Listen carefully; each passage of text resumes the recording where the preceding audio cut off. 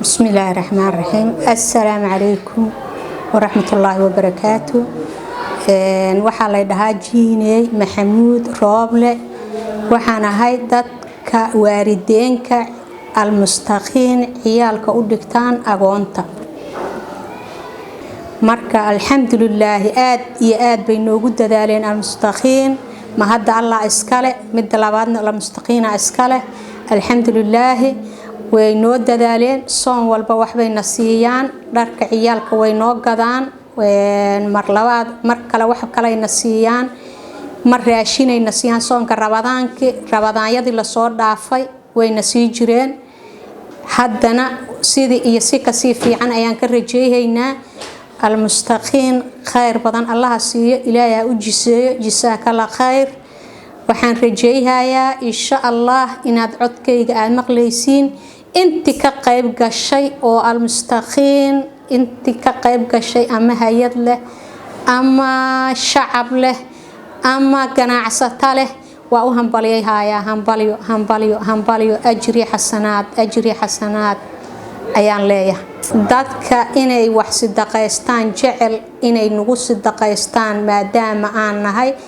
waalidkii agoonta aan nahay waxaan jecelnahay inay wax nagu sidaqaystaan oo muxuu ahaayay ayna tabarucaan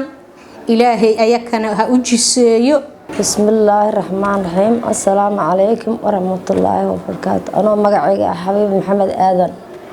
oo iskoolka almustaqiin ilmaha waxa ugu bartaan kulay dadka wax baray dadkii waxa